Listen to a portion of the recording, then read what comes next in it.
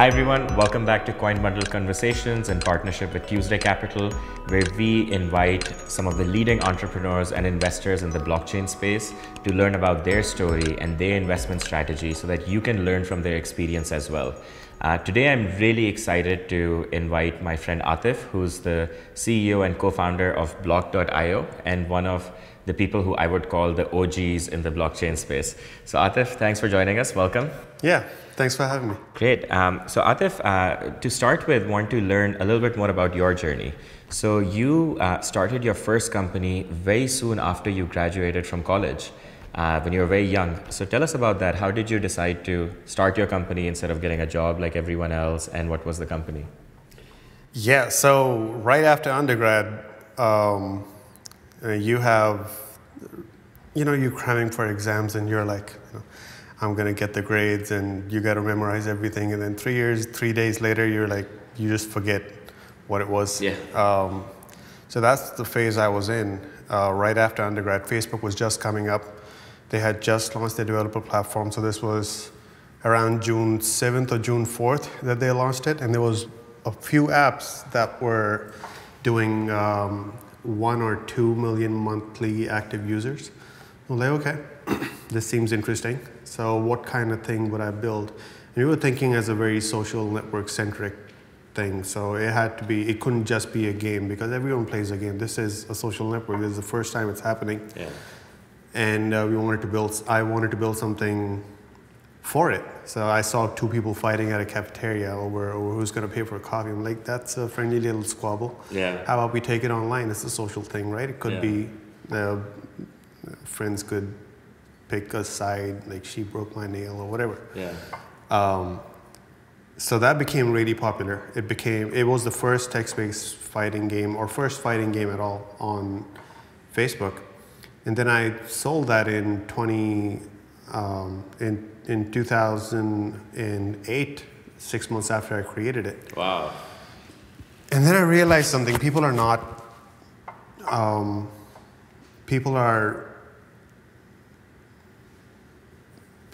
not looking for something that's complicated. I mean, it's great for people to build products that get them excited because there is complexity involved in the product, but the user doesn't care. The average user is unable to find an OK and cancel button in a lot of cases, even though it's right there, right? Because they're looking for visual clues, and a developer that's looking for complexity will be like, yeah, everyone can see it says OK over there. Like, yeah, but it's not green. Yeah. So people won't click it. Yeah.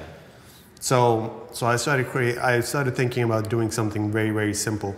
And I created an application called iHeart. It was decorative hearts sent to your friends and family on special occasions or just, if you felt like it.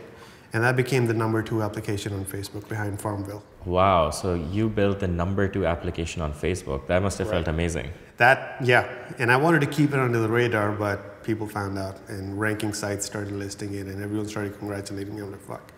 Because that application was so simple. Yeah. That anyone could do it really. It was done in 4 hours. Wow. So, but that led me to, all the stuff that came later on. Complexity doesn't really mean much for the end user if they can't use it. Yeah. And so this app was somewhere where I could, for example, send a heart to my friend as a compliment or as a gift. And this app facilitated like that. Hallmark cards for. Got it. Yeah. So how did you make money or was there... Ads. So there were 30 million monthly active users. Wow. Right? And it would be about 70 or 80 million monthly impressions. And if you put ads on them, ad blockers were not really big at this point, so display ads work really well. And that would give you a sizable income for someone who is still in grad school. Yeah. Yeah. Yeah, that's fantastic. So at this point, you've had 2 hits on your hands. Were those the 2 projects that you launched, or were there also a lot that did not take off like this? So the total thing that we did that I did on Facebook, it later on became a study for social networks. The first study of real applications on social networks in the academic world. And that happened because those applications combined had 135 million users that had used them. So it was they were all successful. Yeah. They were more successful than most startups would be. And that's not just a fact. I'm not. Yeah, no, it's true. 135 million total users. It's unbelievable. If you think about it, Facebook had about 700 million users at this time. Yeah. So I would meet people on the street and they wouldn't know who I was because I wouldn't advertise myself. Yeah. But I would ask them about the application. They're like, "Oh yeah, I love that application," Yeah. and their eyes would become doggy bowl eyes. Yeah. And, it was a great feeling. Yeah, no, building something that people really want and love, it must be fantastic. Yeah. So then what happened with iHearts? Did you, you mentioned you sold your previous company with iHearts. Did you keep growing it or what happened next? So in around 2010, the Facebook developer platform, people started realizing that the platform had a lot of personal information regarding users, and ad networks started exploiting that. The U.S. Congress got a hold of that information. It was a company called Rapleaf that was funneling information that they shouldn't have been taking from Facebook, and that caused a lot of headache for Facebook. So they started clamping down on applications, and that's when the developer infrastructure, on site at least at Facebook, it started dying out. So I got rid of it. It turned out to be a fortunate thing that I sold it a few months before this happened. I never saw it coming. Well, that's what happened. It was acquired by a company called 6 Waves in Hong Kong, and then a few months later, Facebook shut it all down. Wow. That's generally the problem with platforms. If your business relies on another platform, that platform can do anything it wants. Yeah. So you could wake up the next day and you have nothing. Right. And that experience helped me a lot to build something on a platform that no one controls. Right. Right. So at this point, you've sold 2 companies. You're still pretty young, and then you say, "Hey, I want to get a PhD." That's. So you could do anything in the world, and you decided to get a PhD. How did that? So I was already getting a PhD. Okay. Like, it's right after undergrad. For people who have not done graduate school, it's about 10% of the work of undergrad. Oh, really? Yeah, it's super easy to do. Okay. Like, you have way too much time on your hands when you're in grad school. So I was like, okay, let's do something fun, which was building a Facebook application, interacting with users, figuring out user psychology, figuring out how to get people to think the way you want them to think when they're using the application. Yeah. Which was very addictive. And then I was fortunate enough to be able to use that information and anonymize it and use it for research purposes. Because no one had done it, no one had access to this data before. Yeah, it's unbelievable. So I was able to combine 2 things I love into my research, which became my PhD thesis. That's awesome. So it wasn't that much of work. It was just 2 birds, 1 stone. Great. So you talked about how you firsthand saw, you've built these like amazing products used by millions of people, and then you saw how they could be threatened by a platform having control. And that's what got you interested in the blockchain space? Well, that was partially it. The second thing I saw was, I come from Pakistan. Yeah. And in Pakistan, as soon as you have some clout, some financial clout, you get a lot of people asking you for favors or money or whatever, because they see that you have money and you obviously need help with something. Yeah. And if you don't respond to that, then they take it negatively and they come after you. So the central bank has been known to do this kind of stuff, seize assets and all that. So I saw that happening in the newspapers, and I'm like, this, you know.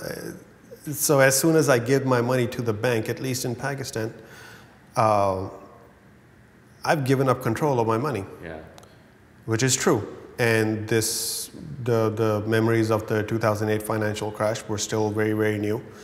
And people don't realize that when they give their money to the bank says, yeah, you can come back and take it from us later on, and we'll give it to you. And that's not always going to be the case. In 2008, if the government hadn't come in and lent the money to the banks would have nothing to give you back because they gambled it away on subprime mortgages. So in 2008, the government saved the people this way. But had they not done this, the insured amount of money per bank was only $250,000, which is FDIC insurance, right? So if you imagine having $50 million in the bank account or $5 million in the bank account, anything, you know, a retiree has $1 million in the bank account. You wake up the next day, financial crisis occurred. The government has said, you know, lift yourself up by your bootstraps, and good luck. Now you have nothing more than $250K because that's all that's insured. Look, if financial institutions were completely safe, you wouldn't need to get them FDIC insured. Like, the insurance is there for a reason. And the government bailouts did save our butts in the short term, but in the long term, here's what happened. You printed money and you sold government bonds. Someone bought that debt, and now you as a citizen, a tax-paying citizen, will pay interest on that debt over the next, you know, a few decades or more. And you will likely pay more than you would have lost in real value in 2008. So why do that? Why give your money to someone else to gamble away anyway? There are investment banks that you're risking your money when you give your money to someone else to invest. But most people are not doing that. Most people are just saving their money in the bank account. The bank is just using their money to do whatever they want. And that should not be the case. So here comes Bitcoin. And all of a sudden, with the power of math, people are able to control their money for the very first time. That is very, very intriguing for someone with, you know, aversion to platforms, knowing what could have occurred in 2008, knowing what does happen in countries outside of the US on a daily basis, with, you know, financial asset seizures. Bitcoin is extremely attractive. And that's the reason I wanted to look at it further, because if this is such a promising tool for people to control their own wealth, it's going to be around for quite a while. Why wouldn't you build a business on it? Right? If you're successful, no one can shut you down. So what's holding you back? And that was the exact way I was thinking. Now, when you start using Bitcoin, you start realizing how complicated it is. For example, in 2012 or 2013, we didn't have that many tools to use Bitcoin as a consumer. Right. Even buy Bitcoin. Coinbase was just coming up. They were setting up stalls in conferences trying to get the word out. And you couldn't buy Bitcoin, you know, other than through local Bitcoin. Coinbase and Mt. Gox was around at this time, and verification for Mt. Gox was one hell of a thing to do. It was just very, very complicated. As a user, when you wanted to build, or as a developer, when you wanted to build your own tool to make a transaction for Bitcoin, that was like 40 lines of code. You know, signatures and cryptography and SEC 250P, K1. It was just way too complicated. So as an entrepreneur, you're thinking, people don't really care about this. If Bitcoin has to gain traction at some point, this has to occur before it. Simplification of the protocol, simplification of the tools that people use, just take the complexity out of it. And that's the reason I got into it.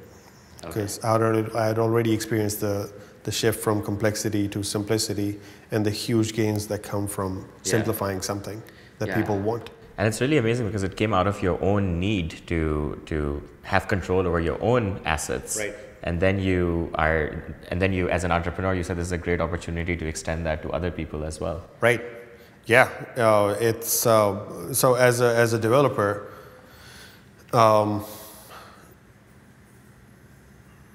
I didn't even know about Stripe at this point. I didn't know much about online processing for payments. But one thing was very clear with Bitcoin, that this was a very powerful tool that was way too complex for people. Block sizes, transaction IDs, addresses. Just a simple address that everyone forwards to each other to make payments in Bitcoin. It looks so damn complicated to an average internet user. They're going to look at that and they're like, what the hell is this? Yeah. Right? What, am I supposed to send money to this? This is not a bank account number. How am I supposed to send money to this?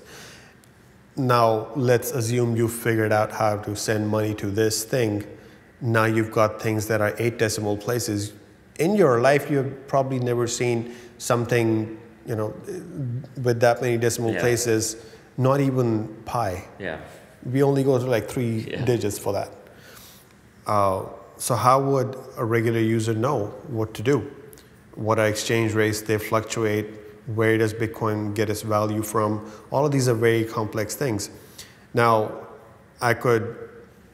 so if this is a map of difficult issues around Bitcoin, at the core is tools that developers need to use to build services that simplify all the edge cases, like all the edge information in this cloud of difficult problems. Then you would want to tackle the developer problem first, and then other people build stuff that simplifies Bitcoin for users. Block.io was born from that angle. Now we wanted to use Bitcoin's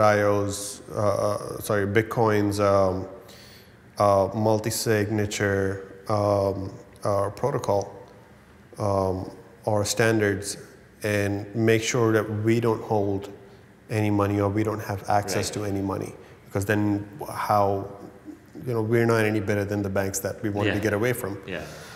So how do we do that? How do we offer developers a service that is easy to use without taking control of the money? Bitcoin makes it quite simple in retrospect, and that's what Block.io does. It doesn't take control of your money, and it gives you an extremely simple way to interact with your funds and move them out and transact with them as you wish, and offer services to your users that simplify Bitcoin for the average case. That's great. So you've built this company, and this is very early days before all of the hype around blockchain. In fact, we have a lot of mutual friends, and pretty much everyone says the first time I heard about Bitcoin was when Atif got excited about it, and I wish I'd listened to him back then.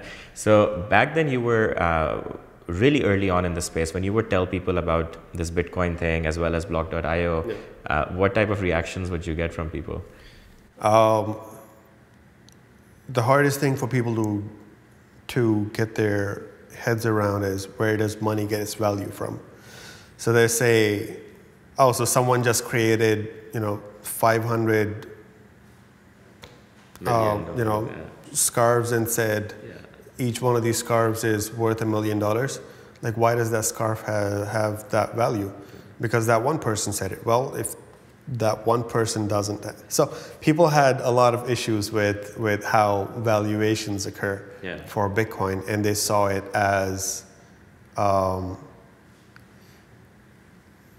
fraudulent way for people to sell things that were created out of thin air. And explaining that to people and how Bitcoin, the network, works, was a very difficult thing. It took me about 6 to 7 months just to figure out all these different questions around Bitcoin. Like, how does public key cryptography make sure that only I own the funds? Or why is Bitcoin any better than a network that I would create myself, or one of the 5 or 6 different coins that existed at that point? Ethereum didn't exist at that point. They would think it's a scheme. They would think, that it won't last. It only has value. People believe it has value, and because it fluctuates so much, and because it's associated with gambling and illegal activities, that it will never gain value. People just didn't see how powerful efficiency in an established paradigm can be. Take, for example, PayPal when it came up. Before this, people had no real way to transact online that I'm aware of. It had to be cash or promises or cashier's checks and credit cards. And so you have credit cards, why do you need PayPal? Well, you can't. Your mom can't come up to you and say, hey, here's my merchant account. Why don't you send me $5? I need that for, whatever groceries. You can't do that with a credit card, but you can do that with PayPal. And that's because PayPal is simplifying money transfer between people. So that's one layer of efficiency added on top of cash. If you add more efficiency on top of PayPal, then you have a whole new set of applications that open up. People can incentivize reading of emails for a very small amount of Bitcoin. So people that have very limited time to spend on checking emails, they can only focus on the emails that actually pay them for their time. Like, that's a use case that's still being developed, but that is a use case that would be extremely helpful for a large chunk of people that have very busy days. So you open up a lot of these applications that could not have been possible before, as soon as you add efficiency to it. Most people don't understand this part.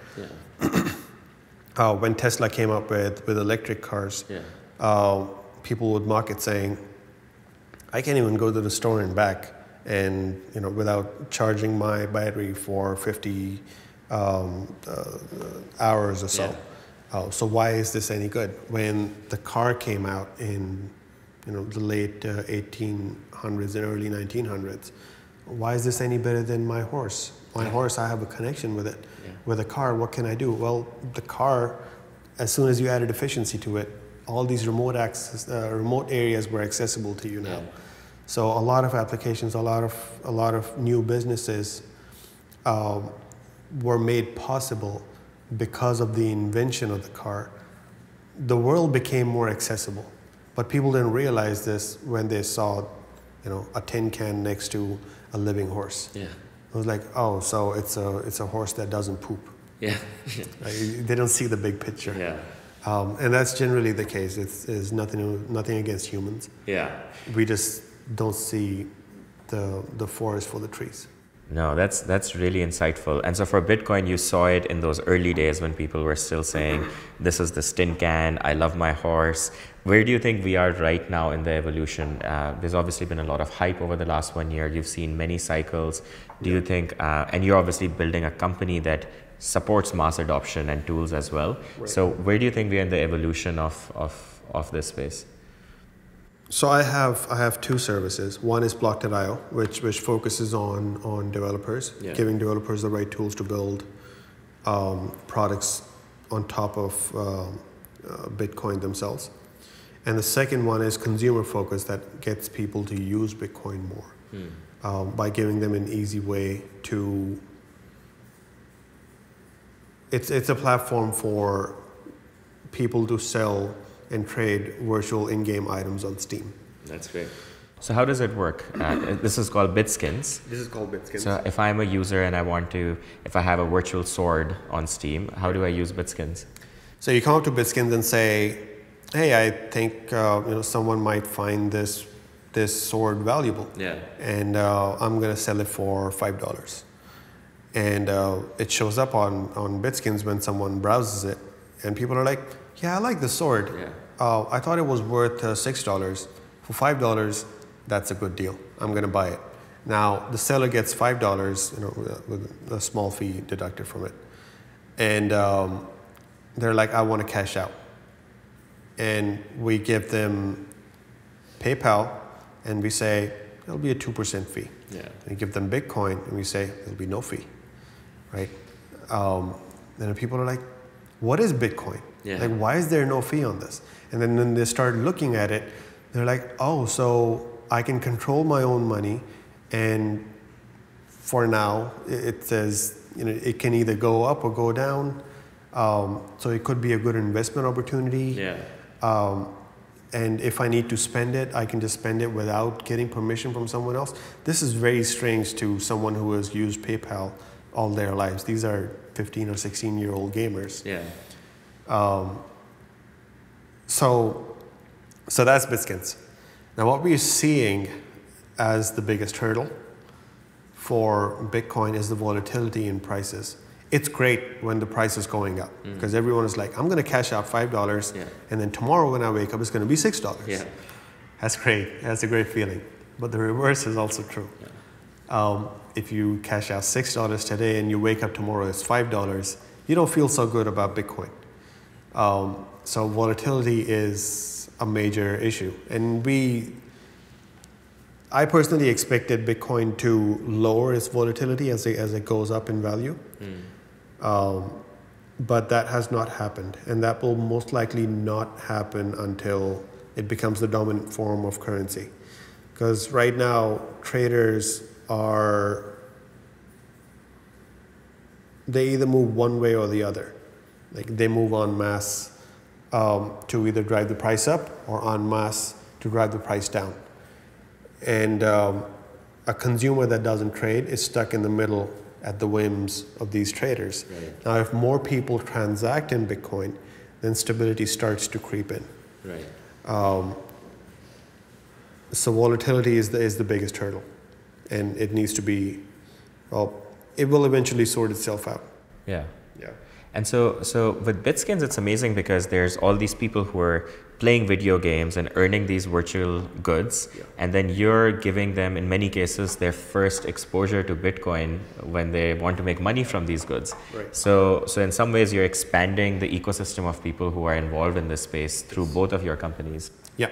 So BitSkins was the first company to introduce Bitcoin to a huge gaming market. Right. The Steam platform trading of goods is, it's in excess of $1 billion a month in trading. So BitSkins was the one to expose them to Bitcoin, and we happened to do it at a good time when Bitcoin's price was going up, so everyone got excited about it. Yeah. And it hit its peak in January of this year, when the price, people expected it to bounce back up to 20K and plus. Yeah. So what we've seen is people have not been driven away from that, even now, even after an 80% decline. Yeah. People still want to use it. They're just testing the waters. They're holding on to the cash at BitSkins. Yeah. But they're waiting for the right time to jump back in. Okay. Like they have not given up on it, because they know the power. Gamers, these are a lot more adept at tech than most online users would be. So this is a perfect match for gamers, an online currency that they can control, which is somewhat complex, but could give them huge returns later on. And it's just so easy to use. If you try to use PayPal and you come up to us and say, hey, I have $1,000, I'll give you PayPal money for it. We're like, we have no way of knowing if you will do a chargeback on this. Yeah. If you come up to us with a credit card, a merchant has no way of knowing that you will do a chargeback. Yeah. Like the US law, Regulation E, makes it extremely easy for you to pick up the phone and say, hey bank, I didn't do this charge, even though you have the product in your hands. Yeah. And the bank is like, oh, we want you to be a satisfied customer, here's the money back. The customer thinks the bank gave the money back, so they stole the money from the bank. Yeah. And they feel good about it because everyone hates banks. But what's happening is the bank charges the merchant. Yeah. The merchant has lost those $10 that you spent plus a $20 fee, right, for every chargeback. Why would a merchant subject themselves to this? Yeah. Right? If enough people are using Bitcoin and Ethereum and other currencies, why would someone expose themselves to the risk of getting a chargeback 180 days after the sale? Yeah, that's a huge risk to take as a merchant. Right. As a merchant, we love Bitcoin. Yeah. And most of our volume now comes from Bitcoin because we clamp down on PayPal and card users so much that people come up to us and say, hey, can I pay with PayPal? Yeah. Like we have no way of verifying whether, you don't have an established history yet at our company. So why don't you go and buy Bitcoin from Bitstamp or Gemini? Yeah. And then come to us. Then come to us. And once they start using it, they realize how powerful it is because all of a sudden they don't need to ask anyone for permission. Yeah. Yeah. And that is a great feeling for a consumer. And I would argue there are not enough places online to spend Bitcoin because merchants are scared about the volatility in prices. They don't need to be because there are third parties that can handle the risk for them. Okay. Yeah. And so obviously there's you're helping with the adoption of Bitcoin. You're also helping with the adoption of other currencies, and you see it go up. I remember you telling me that you're very particular about the different currencies that you allow on block.io. So tell us about that. How do you choose which projects are legitimate versus not and what to allow? Because in particular for new investors, it's really important for them to learn that as well. Right. So when you go to, someone comes up to you and says, here's this thing called Bitcoin, and it's going to be great. It's going to take over the financial world and blah, blah, blah. And you're like, oh, it's okay, so it's worth $20,000. I don't have $20,000. Well, the first hurdle is getting them to know that there are decimal places, there are fractional pieces of a single Bitcoin that you can buy. Now, the second thing that they see is they go to a company like Coinbase, which lists,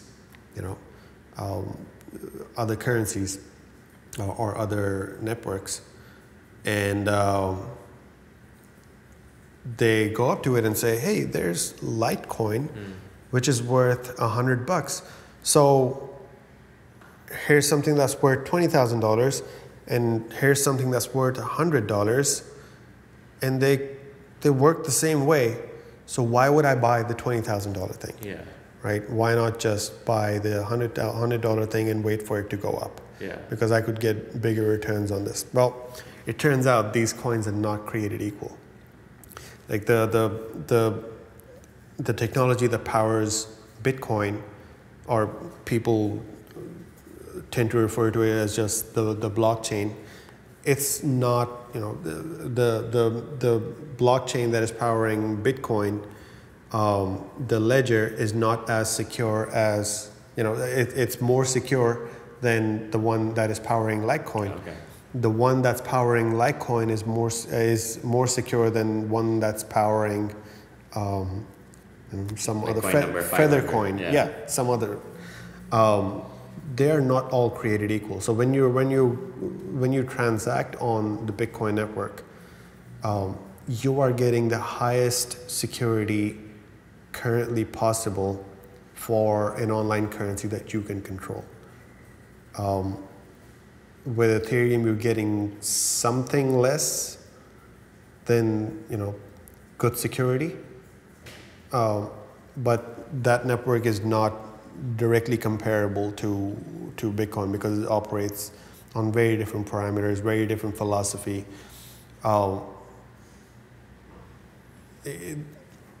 we with Bitcoin, the network the size of Bitcoin, the way it is secured is every 10 minutes, a lot of people have to compete to solve a math problem. Yeah. So every 10 minutes, they confirm a bucket of transactions. That bucket of transactions is, it has some fees inside those transactions, and those fees are awarded as a reward to the person that solves the problem. Yeah. So every 10 minutes, someone has to do the work to verify your transactions. If enough people are competing to do the work, then the network is considered more secure than if just one person was doing it. Okay. Right? If one person had more capacity, it was smarter than everyone else, like had more computation power than everyone else, and they could solve all the problems, then they would be in a position to solve. If they were a dishonest person, that they could go back in time and solve all the problems from some earlier day, and render all the other solutions that other people have done since that time useless. And this is kind of complicated because that's. And so one solution, for example, you mean is if I send Bitcoin to you, the solution that's recorded is that you have now the Bitcoin that I used to have, but by saying someone can reverse that solution or change it, someone can take money back from people as well. Right. Yeah. So in Bitcoin, if you have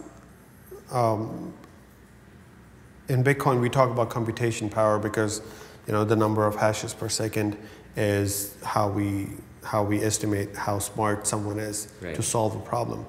If someone is smarter than 49% of the network, then they have 51% of the power on the network, which means every 10 minutes there is a 51% probability that they will solve the next problem. And this could chain for quite a while, potentially. So if they are able to solve enough problems back to back, then they can reverse, other people's solutions, meaning they could do malicious things like send their money to an exchange, have the exchange accept the money, and then reverse the solutions that they've done before, right? So, and then they get the money back through the blockchain. Now the exchange thinks the money is there, but these guys just reversed all the solutions over the last few blocks. And now the exchange doesn't have anything, but it believes it has something, and they are able to trade and withdraw to Litecoin or Bitcoin or something else. So you don't want your network to be weak.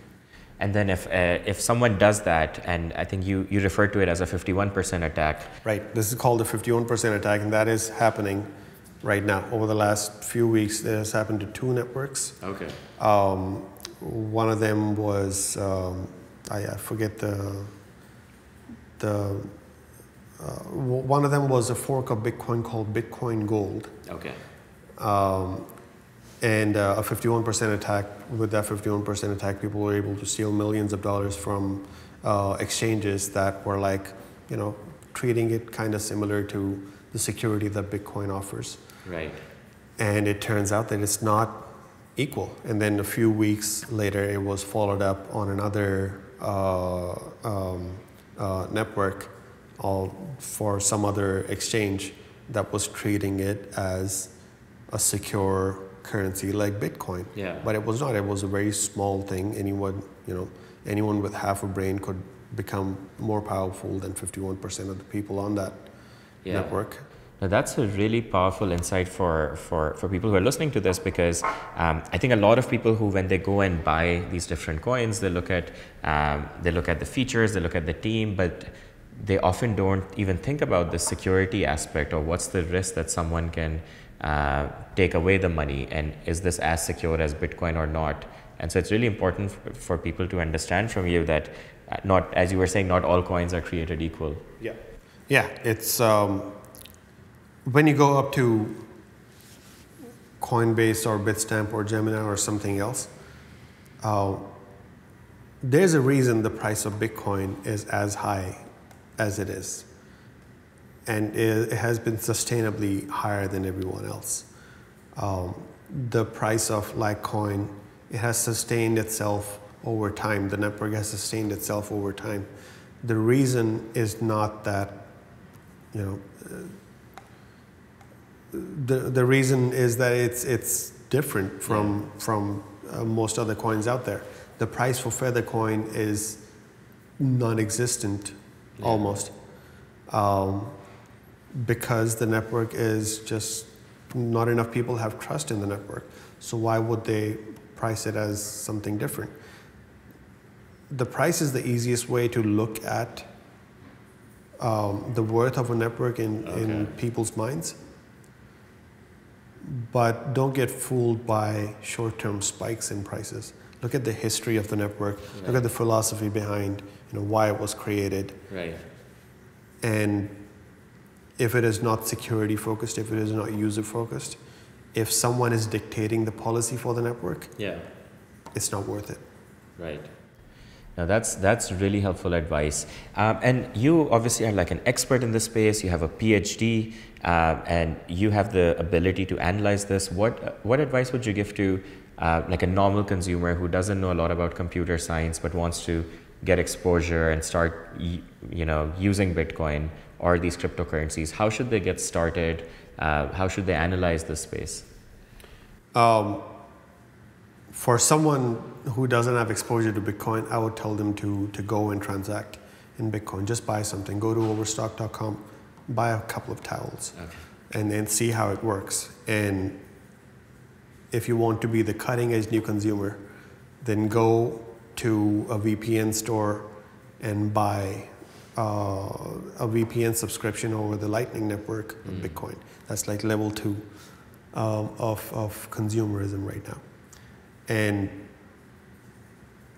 once you do that, I assure you, you will be intrigued enough to learn more about how this works. And just keep in mind that when you transact, no one else could have done that, right? Unless they had access to your devices, maybe. Yeah. So combine those 3 things and you have a very powerful rocket ship to get on and just start learning more about Bitcoin. It starts from there. It always does. Yeah, that's awesome. So Atif, what currencies do you currently have on block.io, and do you have any plans to add more in the future? Yes, so block.io, so personally speaking, when I started developing block.io, I noticed that the Bitcoin community was very strict with not letting new people in if they didn't trust them, because a lot of it has to do with third-party services. When you're offering them, you need to be trustable. Yeah. You need to be trustworthy in terms of the people in any given community. The one community that was willing to accept people who built on its network was Dogecoin, and that's how it started. It's a very friendly community, amazing people, and you can do wrong and then you can fix it. Like it's a very trusting, very open, very friendly community. So that gave me the love I needed to nurture,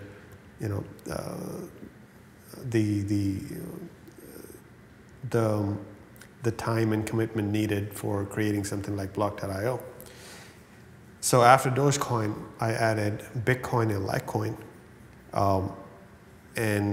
These were pretty much the most popular currencies at that time in 2013.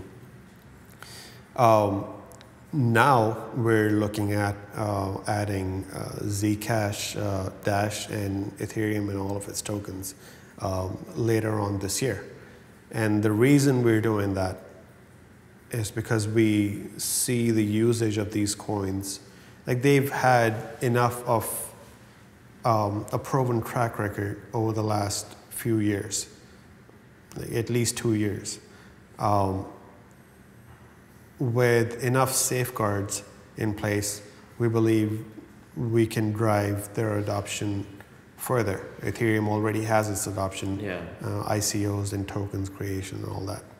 So it would be great to have our users, have our developers get the same simple interfaces that they get with Block.io for Bitcoin, Litecoin, and Dogecoin, and extend that to other networks that we believe are feasible. Right. And we believe they're feasible because they are secured by enough computation power, at least for now, that we believe people won't get hurt when they start using these.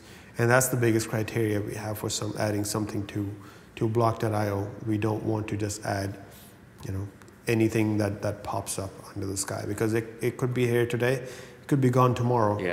But you have to keep it on Block.io forever after that. Because someone out there has 0.0001 coin in that network, so we can't remove it all of a sudden. So you got to be selective about the people we let into our home. Yeah, no, and that's also like a really great way for new investors to figure out what they should get invested on, because if you've done the due diligence and considered someone worthy to be included on Block.io and offer them to your developer partners, then that's presumably a safer bet than some of these other coins as well. Right, the keyword is bet. So a lot of people in this space want to get rich, especially when Bitcoin, the price goes up, you get all of these new people coming into Bitcoin, which is great, but they're coming into it from the angle of making money. And they're like, oh, I missed the boat on Bitcoin because it's $20,000 right now. How about I go buy Feathercoin for 0.0001? Or why don't I go and buy Ripple for, whatever the price is? And they are basically gambling their way to oblivion when they go after coins that can't really be trusted, don't really have a track record. Someone is dictating the policies. A central entity is doing everything on the network. Not enough developers are using it. So whenever someone joins the Bitcoin or cryptocurrency community, the first thing to look at is the philosophy behind why the coin was created and who is dictating that policy. If no one is dictating that policy, that's a great way to go. Right. Currently, I think that's only Bitcoin. Yeah. And that's why it's a great way to go. Great. So that's some awesome advice to end on. Atif, thank you so much for your time. We learned a lot of really important and powerful things, and I'm sure the viewers found it really amazing as well. So thank you for your time. Thank you for having me.